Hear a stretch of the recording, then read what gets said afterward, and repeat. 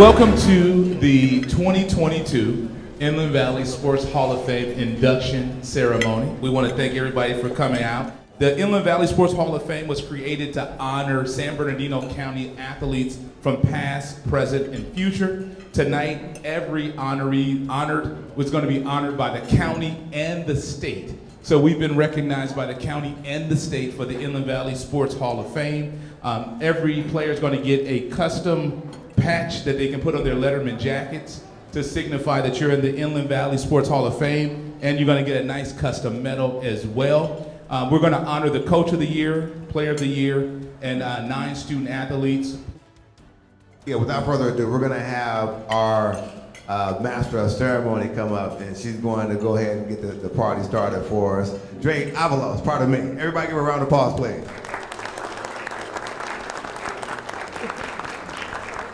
Good evening, everyone. Everyone looks amazing tonight. Thank you, Brian and Eddie, for letting me be a part of this. I'm super excited and super honored. Welcome to the 2021-22 Inland Valley Sports Hall of Fame Scholar Honors Gala. Sadly, we've lost 2 inductees into the Inland Valley Sports Hall of Fame.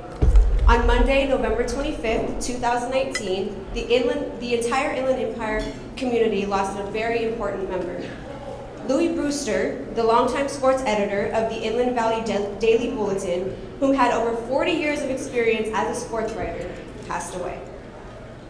On December 4th, 2019, Coach Harold Strauss passed away also. Coach Strauss won more than 200 games during a 30-plus year career that included stops at Bloomington Christian, Colton, and Grand Terrace. He also coached at Oregon and Washington. His Bloomington Christian teams won 2 CIF Southern Section titles, and his Colton teams made numerous deep playoffs runs. Tonight is dedicated to the memory of Louis Brewster and Harold Strauss. In their honor, we ask that you join us in recognizing a moment of silence.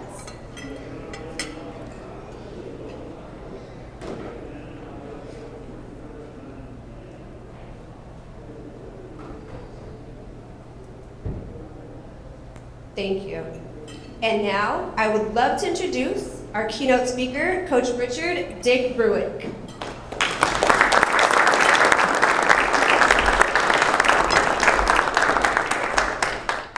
But it's a great honor to be here. Brian and Eddie have done a great job putting this all together and have hustled some pretty good sponsors. And it's kind of exciting to see these young men that are now men, not young men anymore, as they get ready to leave high school and go on to college. So most of the stuff I'm going to talk about tonight is kind of geared towards them because they're the reason we're here.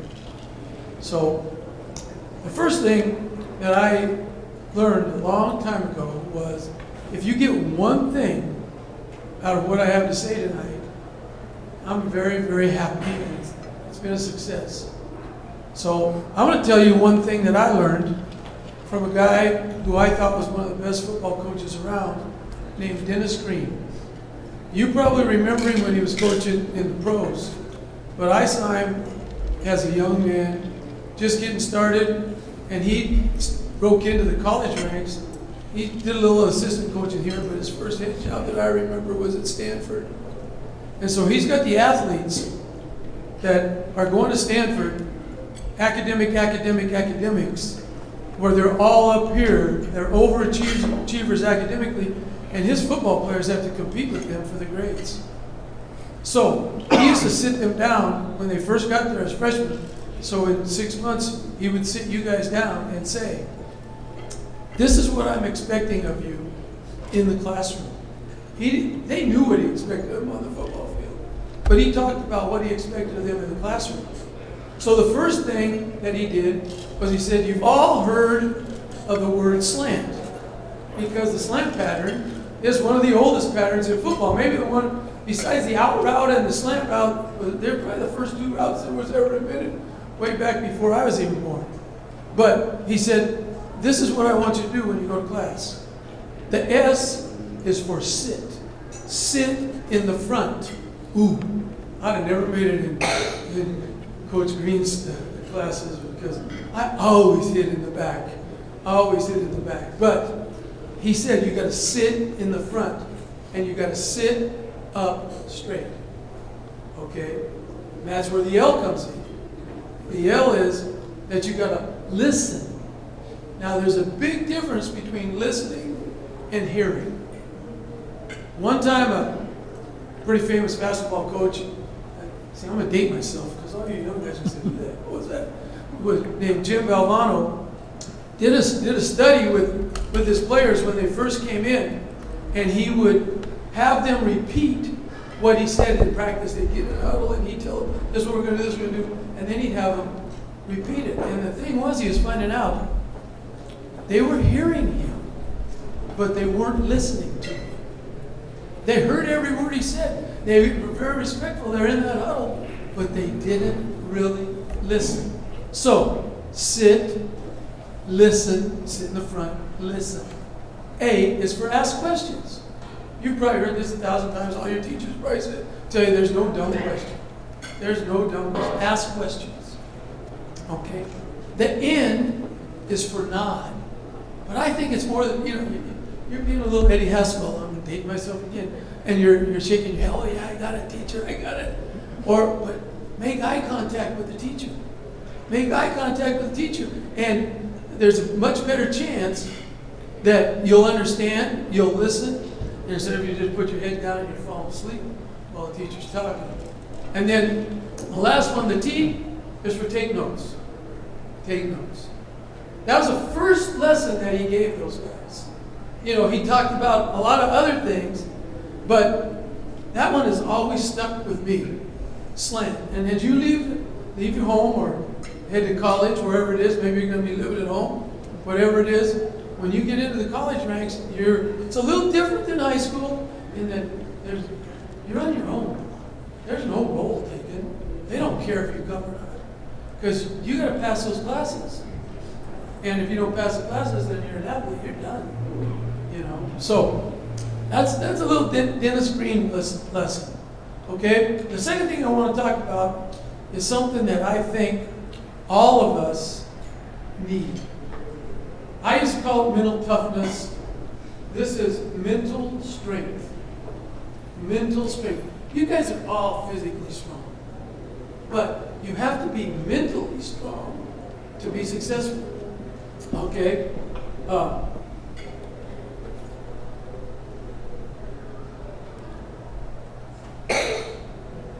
You have to be mentally strong, you have to view things in a positive light. You have to view things in a positive light. You can't be negative. You can't be what they call Debbie Downer. You can't be a downer. You have to be the one that is enthusiastic, and you got to say, hey, this is what's going on, and this is what we want to do, and we want to get through this, and it's going to make us a better person. I'm kind of a believer that anything that's worth having in life can be attained by a direct effort. If you make an effort, you can achieve whatever you put your mind to. And that's kind of what we're talking about, mental strength.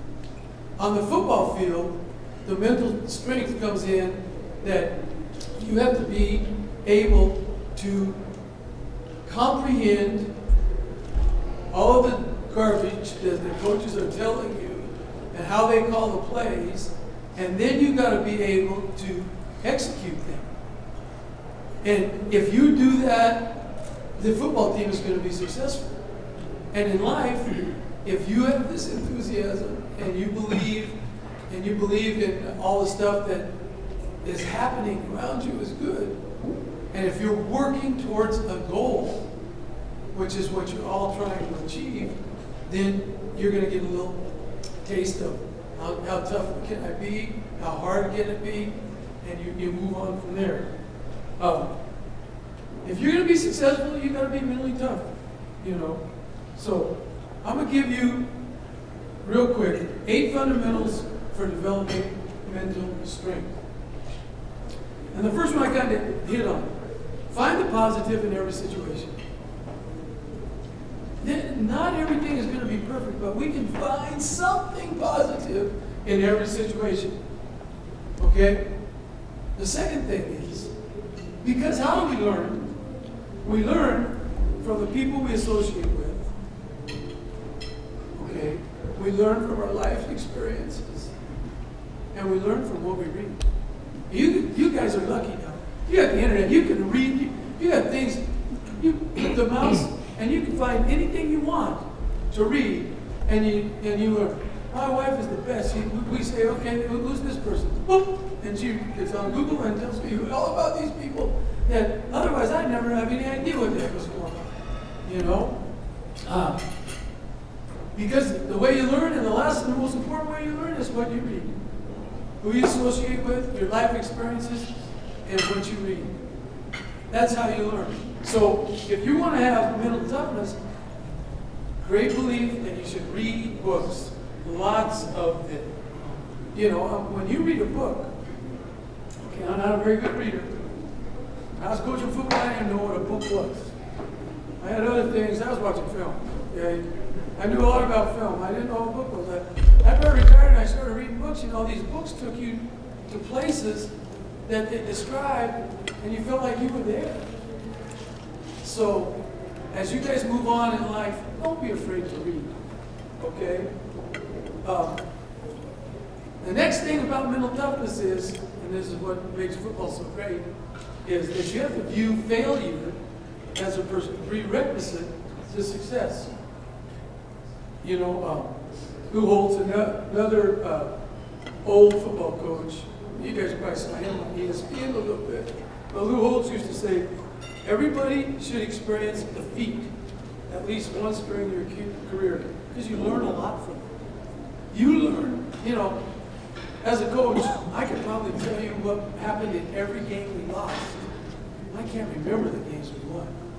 But I can tell you about the games we lost, and what we did wrong, and what we had to improve on, and what we needed to do next. So don't be afraid of failure. Failure will help you in mental strength. And if you, okay, so another old coach, because I sat in this class one time, yeah, you don't need to know that. A guy named Freddie Akers, he was the coach of the Texas Longhorns.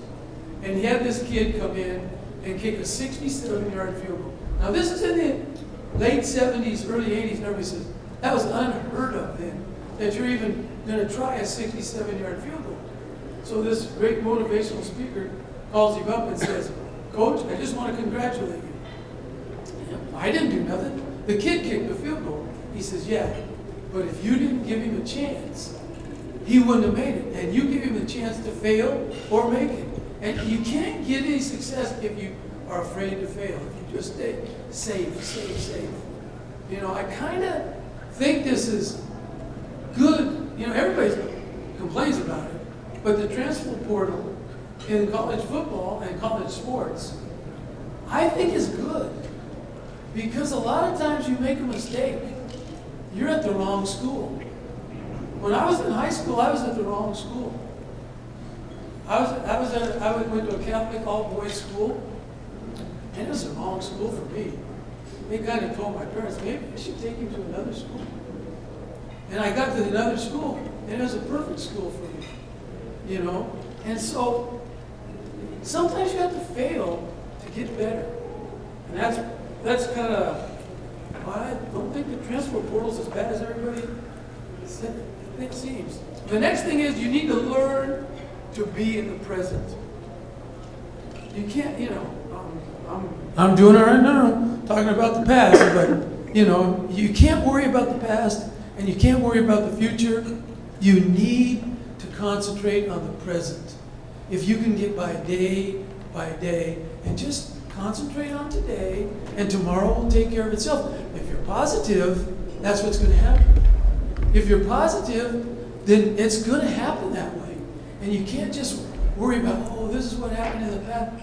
The past is the past, and hopefully we learn from it. And maybe it was good, and we don't have to learn anything from it. Maybe it was a success. Okay? The next thing about mental toughness is you got to take responsibility for yourself and what happens to you. You can't be blaming it on somebody else.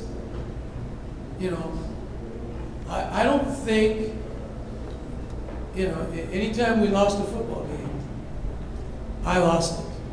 The players never lost the game. I lost the game. When we won the game, the players won the game. They won the game. The coach doesn't win the game.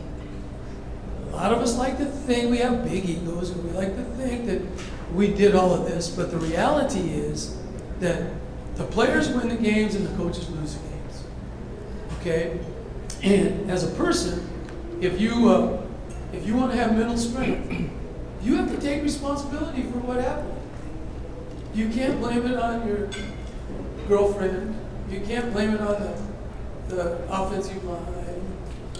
You can't blame it on your next door neighbor. It's you. And if you take that responsibility, okay, we go back to the other thing. You failed, and hopefully you're going to learn from that failure, and you're going to be better because of it. Okay? The next one is probably, this is one thing that I still believe in. You have to realize that regardless of where you are in life, you can always learn something new. I'm an old guy, and I learn something new every day. And you young guys, if you'll learn something new every day, you're going to be so smart. You're going to be so smart. You're going to have the world waiting for you, The next thing, if you want to have mental strength and probably goes good for you, you need to exercise. You can't just sit around and think about it. You need to exercise, and you need to eat well. Okay, I can handle the exercise, but I probably don't eat well as I should. But now that my wife is retired and she takes care of me, I eat the best because she takes care of me. She takes care of me. She's got me eating the right way. And the last thing is, in these 8 things to get mentally strong is you got to learn the art of resilience. You got to be able to bounce back. You got to bounce back.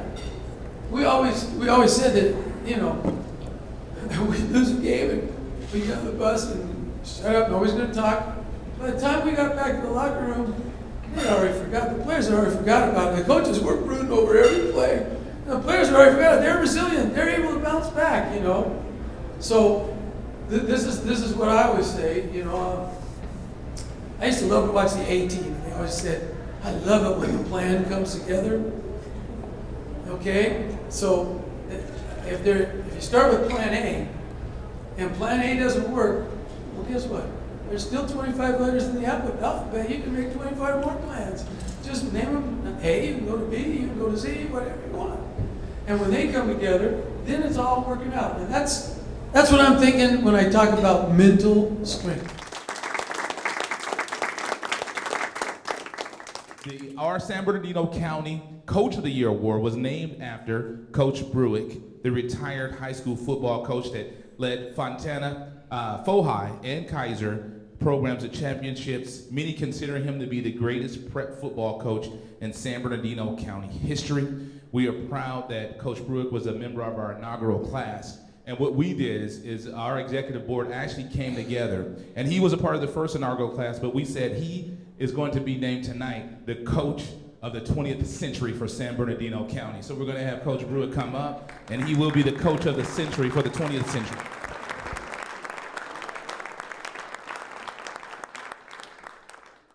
Tonight, this year's winner of the Dick Bruich Coach of the Year for the large schools is going to be Etawanda High School. So we'll have Coach come on up. Coach Batiste, you're Coach of the Year for Etawanda High School. I just want to recognize a couple people. First of all, I think every coach in here knows if you ever win a Coach of the Year award, it's really a Coaching Staff of the Year award. It has very little to do with me, but all my assistants that do most of the work. I think I have like 5 of my players here. It's them. It's buying into a culture and getting the job done every week. And it's my family for allowing me to do this. As my wife calls it, we've been married for 20 seasons, not 20 years. So shout out to my wife.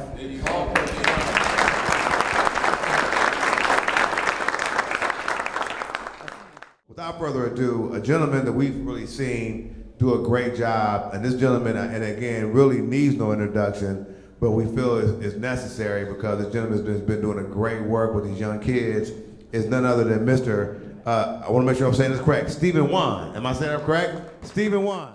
First off, just want to thank you guys for taking the time to put this thing together. It's a great way to honor all these up-and-coming athletes, and not only that, but the coaches that kind of mentor them. You know, it's a privilege working with the younger kids, kind of getting to groom them before they, you know, develop some bad habits, you might say. But, you know, I've been with Fontana Pop Warner 8 years now. Been a great experience the whole time. One of the things we're most proud of is we've had the most little scholars, which are basically the kids that hold themselves to a higher standard academically. We've had the most kids out of all of Mount Baldy Conference. And that's something I'm most proud of. The kids, we've been blessed to have great athletes, great coaching staffs. Ben Cruz here today, he's been with me pretty much since I've started. So just been lucky and fortunate to have some great people along the way, and appreciate you guys taking the time out to acknowledge all the hard work that these guys put in. Yes, sir. So thank you guys. Fantastic. Please give this gentleman a round of applause again. Our San Bernardino County Player of the Year is named after Sheldon Diggs. He's a three-sports athlete. He was a three-sport athlete while attending San Bernardino High School. He went on to play at USC, and he played in the NFL with the New York Jets. Many consider Sheldon to be one of the greatest athletes that San Bernardino County has ever produced. He is a member of the inaugural Inland Valley Sports Hall of Fame class. So what we want to do is we also want to recognize him as well, because he's going to be recognized from the county, and we want to make sure that he gets his own trophy as well. So since he was a part of the inaugural class, we want to have Mr. Sheldon Diggs come up and take this honor. This is him at USC. You know, it's just a pleasure and an honor for me to be here to see what other coaches are doing, and I know that all the players are doing the best that they can do. I hope that you listen to what your coaches say, and you must be resilient in what you do. You know, there was a time when I didn't think that I was going to make it, but you got to work hard each and every day, never give up, believe in yourself. And I'm going to thank you guys for what you guys are doing. Thank you. Thank you. I appreciate you. Thank you. This year's winner of the Sheldon Diggs Player of the Year Award is Dijon Ronnie. He is a 6'3", 285-pound four-star athlete. I don't know how many offers he has now. As a senior, he recorded 57 tackles, 14 tackles for a loss, 3 for a sack. Please help us congratulate your 2021-22 Sheldon Diggs, San Bernardino County Player of the Year. Out of the East. I have the honor to speak in front of you about the 2022 Sheldon Diggs San Bernardino County Youth Player of the Year Award, quarterback and safety Jesse Vega.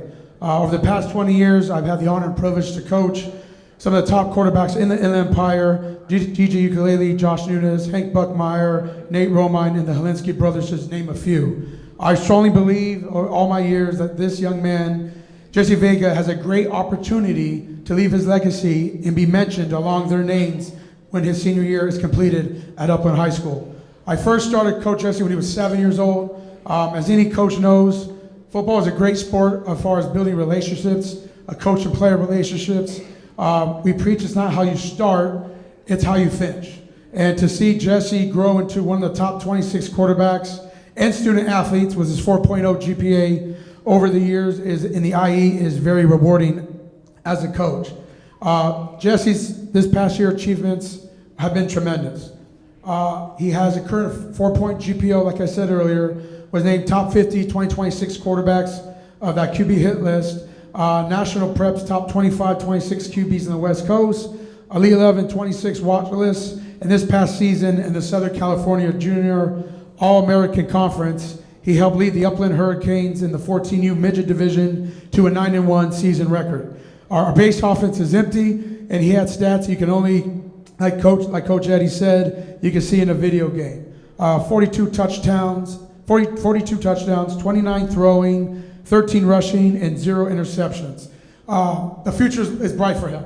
To see him grow up and like I said, as a coach from 7 years old to now, it's like I said, it's very rewarding. And at the end of the day, when it's all said and done, I strongly believe hard work does pay off. And Jesse Vega is a really, Jesse is a proof of that. So again, I'd like to recognize Jesse Vega as a 2022 Sheldon Diggs San Bernardino County Youth Player of the Year Award. Good job, Jesse. Coach Ibarra played for the legendary coach Dick Bruich and his Fontana Steelers. He was a starter on teams that only lost 3 games in 3 years. We won league titles every year and won a CIF, state, and national title my senior year.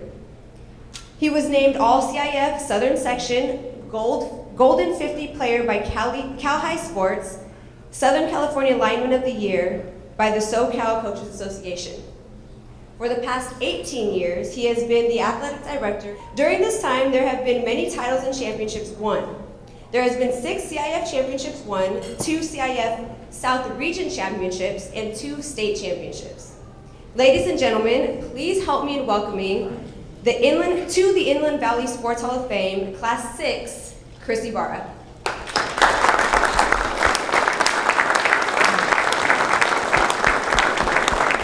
Thank you very much. Thank you for the induction. As she said, I was blessed. I was very blessed. I got to play for Coach B, and that cool award that he got, he's on my shoulder when we won, so it's pretty cool. I have that same picture up in my house because it's pretty cool to have that and know that you got to play for him. And Coach, I did write down my goals because I was part of that on that talk. He wasn't lying. Been pretty blessed throughout my life to be able to play for some great coaches. Went on and played at the University of Nebraska for Coach Tom Osborne. Got to participate in an Orange Bowl and a Fiesta Bowl. Have been able to coach. I actually got to coach with this year's Coach of the Year, Nick Baez. Great coach, congratulations, Nick.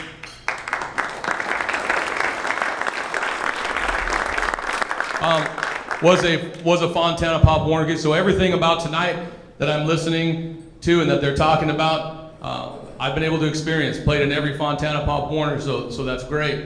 You know, what I would say is continue to take all of this in. You might not think it's as big right now, but you're going to look back and remember these coaches that you played for and some of these guys you played with and played against. And as an athletic director now, you know, I'm in that next stage. I'm an old man now. I got to put glasses on when I read. And so I've been very, very lucky and blessed to have some good coaches that coach for me. Coach Jordan Bruzik, who's not here, Coach Josh Henderson, those guys who have won some big time titles. And lastly, I would like to say that I couldn't have done any of this without the support of my wife for the last 28 years. Because you know, as a coach, a lot of you guys that are coaches, you're not home much, and then on top of that, if you're an athletic director, you're gone even more. So thank you, Lisa, for the support over the 28 years.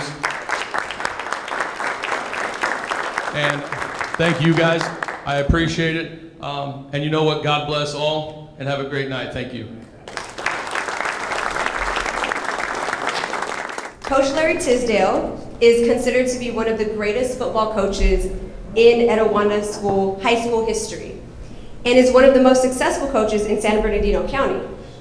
He was the first head coach in the school history when the school opened its doors in 1983.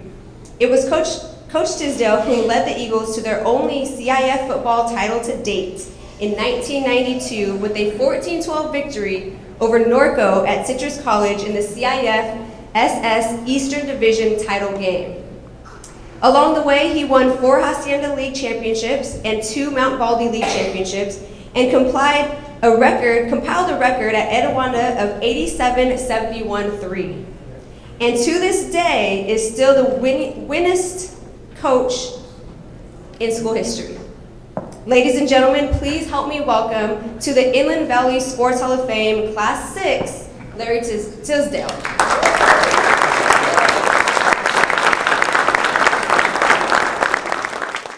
I was the very first, as she mentioned, football coach to come to Etawanda High School. Started in 1981.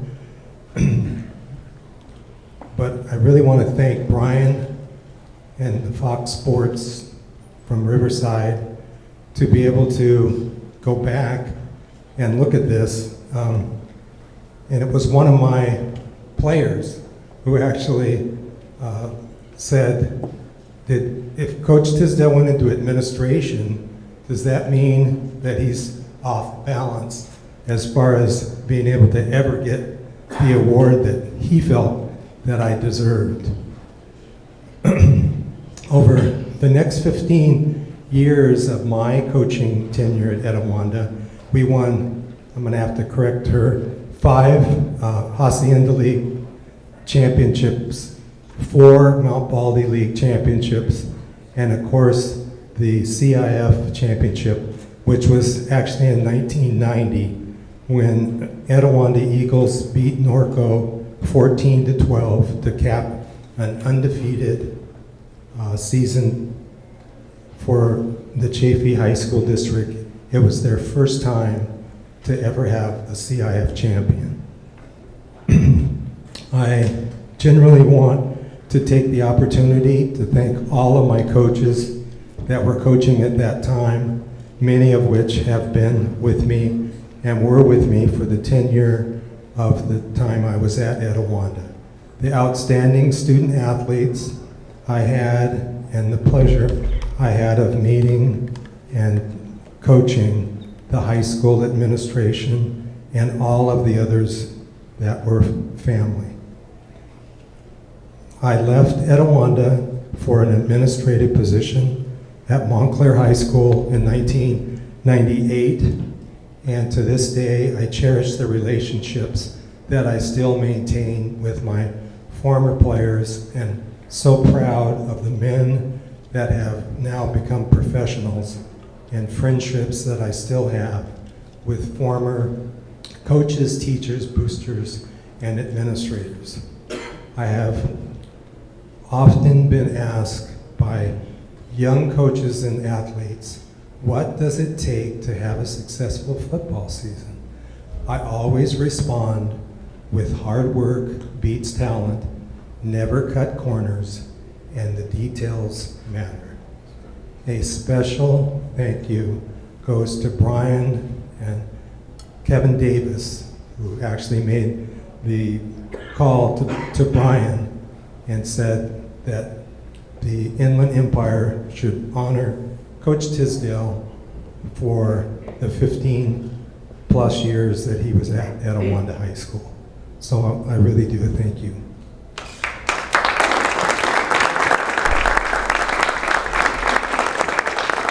So once again, I apologize. Speakers that should be up here, Robin's coaches sadly could not make it, so you're stuck with me. But my name's Todd Harutunian. No worries for not saying that name. But yeah, we first met Robin 5 months ago. We've been talking with him over the last year and a half. He was supposed to come last year, but last year was a tough year. So he held off and was gracious enough to still come over. So this is a young man that is more courageous than I ever was at that age, but to be able to leave his family and come over to a foreign country and stay with people that he had never met before, and with a second language that he's not used to, and wanted to come over to play American football. He'd been playing European football for many years, but had always wanted to play American football, had never played before he got here. And so what Robin has been able to do this year and be able to be honored tonight with this, my wife Julie and I, we couldn't be more proud of what Robin has accomplished, and we're just so happy to be here and can't wait to see what you do in your life.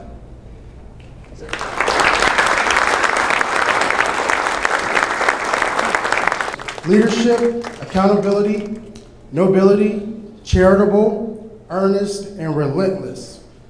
Those are the standard that we put forward for our program, And it's our hope that at the end of their 4 years, you leave being able to define what we call a Lancer is all about. Josiah has gone above and beyond that measure on and off the field, from playing varsity football as a fearless freshman to being his senior class president.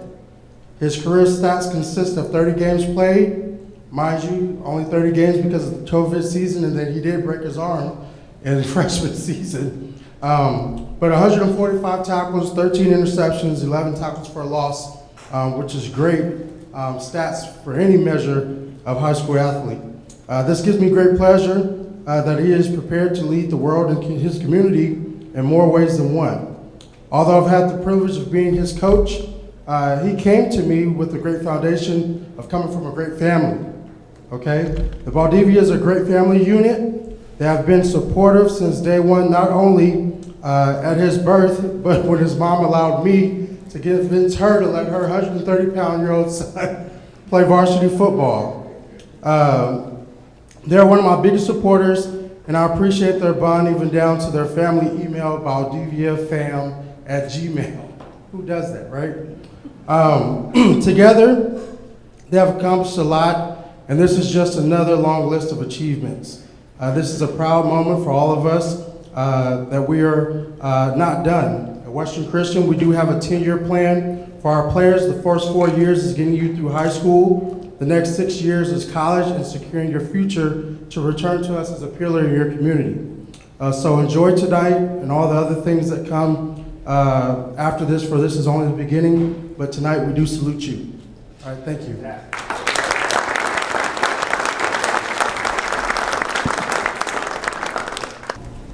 But I saw him pick himself up, and I saw him say that I can do this. I'm strong enough that I can move forward. And he did. Every morning he got up, and he fought to get up every morning. No matter what we went through, he kept telling me, I'm going to be okay. We're going to be okay. We're going to keep fighting. Justice has beat so many odds, so many odds. And when people told him he couldn't do it, he kept pushing forward. Cardosi, who's his football coach, really helped me with Justice. Coach Matt, all his coaches really took Justice under his wing. And not just Justice, but my other son too, under his wing, and kept telling Justice he can do it. Justice would have come home frustrated. We lost the game, we won the game, we lost the game. But seeing my kid out there playing his heart out meant the world to all of us. I know he's gonna do great things, because that's all he was raised to do, was great things. And I know he's gonna beat the odds, because he's beat the odds since he was a kid. A lot of people say that I saved him, but at the end of the day, he saved me. So this to me is an amazing kid. And no matter what we've been through, he's always told me we're gonna be okay. At the end of the day, I know because of Justice, we're gonna be okay. Thank you.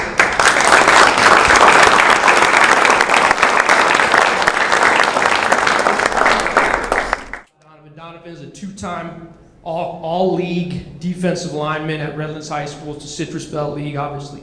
Very competitive league. And the last spring season, fall season, he's all-league. He's a very, very good football player. Hopes to go on and play in college. I think he will. But, you know, there's three distinct things that I thought of as far as Donovan goes. And first is his family. His mom, Sarah, is here tonight with us. And Donovan's got three younger sisters. He's got a 13-year-old sister who's in 8th grade and two twins who are 11. And Donovan's the man of the house. And Sarah is working all the time. We would talk frequently regarding Donovan, but Donovan's really had not only to take the initiative of himself, but also take a huge initiative of helping his younger sisters, helping to raise them, but more than that, helping to set a great positive example of what an older brother and what a young man should look like. And that's the very first thing that jumps to mind, is Donovan has honored his family in a great way. Second, and this jumps out as well, okay, I mean, we all went through the distance learning mayhem of 2020, and every school district handled things differently, and we all, you know, came back at different times. Our district allowed us to start working out, you know, outdoors on the field in October, and I don't know how it was at some of these other places. Man, we had kids all over the place. You know, we had kids everywhere, And, you know, the challenge of kids not being in fifth period to get to sixth period was a huge challenge for us. We have a big area that we draw students from, and some of these kids had to ride 2 buses to get to the high school to work out. And Donovan, being, you know, a leader just by his nature, but also, you know, being diligent about setting a positive example, took the lead, helping teammates get to practice consistently, whether it was him bothering his mom to go pick kids up, or helping guys find rides, or just letting me know, hey, Coach, Dion can't find a ride today. You know, but taking the initiative. I didn't ask him to do that, and nobody asked him to do that, but he cares about his teammates, and he cares about his football team. And Donovan made a huge impact on his team in that regard during that time. Obviously very difficult time for all of us. And then third is this, third is he's made a huge impact on me. You know, we struggled on the field in the spring of 2021 and in the fall of 2021. And, you know, when you put so much into it as he did and as he continues to, and you don't get the results that you're desiring on the field, it's tough. I mean, we all know that. Everybody knows it's tough. You know, it's tough to lose one game, much less, you know, lose a number of them in a row and keep coming back. And as a coach, I'll just be honest. You know, I mean, you hope that the players will follow your example, but you never really know, you know, in that situation. And Donovan, for me personally, was everything, because Donovan, as one of our best players, probably our best player, the player that the guys looked up to the most on the team, Donovan was always there. Donovan always stayed with the message. Donovan never quit working. Donovan never sulked. He never put his head down. He just kept competing. He just kept bouncing back. And because he did that, all the other kids did that too. And we got our hearts broke a few times throughout this past season, but Donovan always answered the bell. And as his coach, I'll be eternally grateful to him for that. And you know, I just can't say enough. When your best player is your best example, I think that's the best that you can do. And that was Donovan and Martin.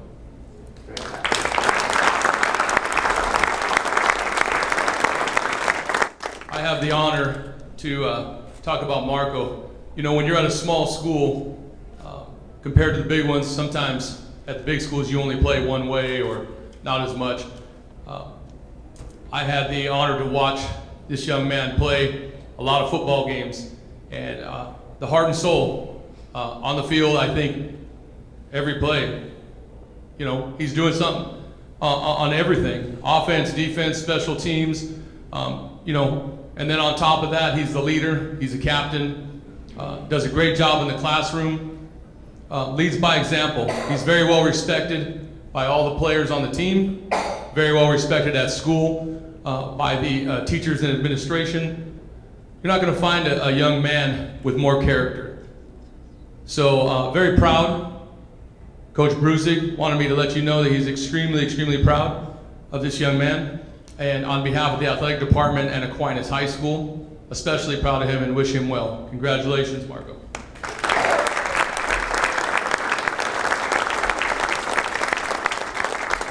And that's something I jumps up on him. He's a very fierce competitor. And I know some of the guys who came up here, he doesn't have the big statue here and there, but he has heart. So, you know, him being our quarterback and running our offense, he's always trying to say, Coach, I can run the ball and do this and that. Even in practice, say, Coach, I can play strong safety. I'll be on kickoff. No, I'm not doing that. You are the quarterback, you know? You see the definition of student athlete. He's the definition of student athlete. And I always talk to my players, you know, after practice, when, you know, taking a knee or after weights, about opportunity in life, opportunity in the game. I know Coach Bruich talked about, for me, I'm always talking to my guys. And opportunity for him was opportunity trying to win the game, trying to execute. That's the word. Trying to execute in the game, and that carries on to life later on. You as a coach, me, you always worry about some guys when they graduate. Andrew Ridge, he's one guy that I never have to worry about because I'm the person who he is, how he was raised, great family. So, congrats. Appreciate it.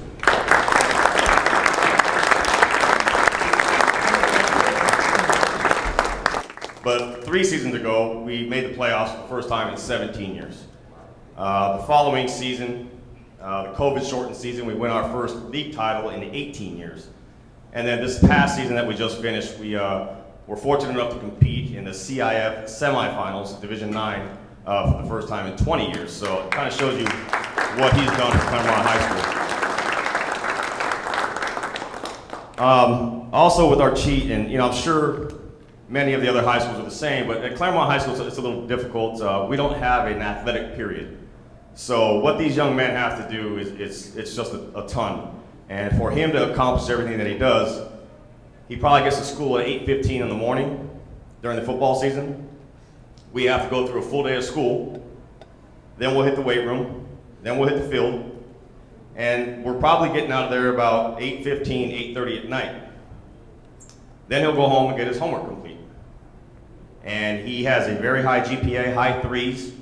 And to be able to maintain the level of athletic ability that he does, the grades that he does with that amount of time is just unbelievable. This year, it was really tough for us. We had a pretty good football team, and he was definitely our leading receiver. And we played our first playoff game against Royal High School, which was an extremely physical game. And we lose our cheat in the second half of the game. He gets a shoulder injury that puts him out for the rest of the season. To sum up a little bit about how much the boys really love him, we play Laguna the following week at Claremont High School, and the boys are basically playing for him. And we have a resounding 31-7 win in the second round of the CIF playoffs, and in large part because the boys wanted to make sure that our cheat continue coming on in the field and excelling what he can as far as helping the other players. Then we get to the CIF semifinal game, and that's when it really kind of hit that we were missing Arch. It's another slugfest. It's 13-9 late in the game, and we're kind of one-handed. We don't have our number one receiver. We don't have our leading receiver. So it's running, and we really missed him in that game. So, but our cheat is just the epitome of what it is to be Claremont High School, and we are extremely proud of him, and thank you guys for letting us honor him. Thank you.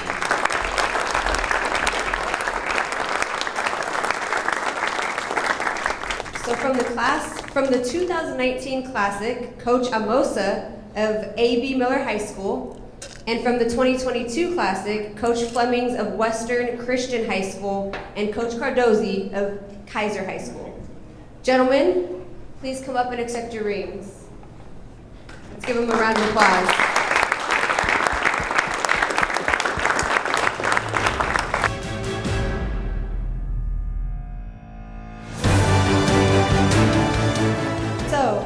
By the recommendation of the Executive Board of the Inland Valley Sports Hall of Fame, we confer upon each and every one of you and welcome you to the company of San Bernardino County's greatest sports legends, those who were inducted into the Inland Valley Sports Hall of Fame ahead of you. You are now an inducted member of the Inland Valley Sports Hall of Fame. Congratulations, gentlemen.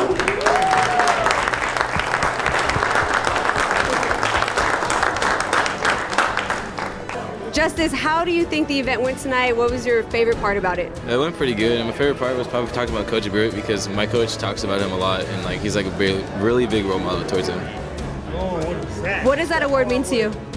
It means a lot. It means I put in a lot of work to put my team through what we did, but it's not just me, it's the whole team. So, no I in team. There you go. I got the San Bernardino County Player of the Year award for the youth. What kind of work goes into being able to be the recipient of an award like that? Just a lot of work, a lot of sacrifices, and my family, everyone around me to help me be successful. Yeah, it was a great event. Good to see all these past coaches from years before coming back to pay tribute to all these up and coming players. Great night, good time to see all these legends in the Inland Empire.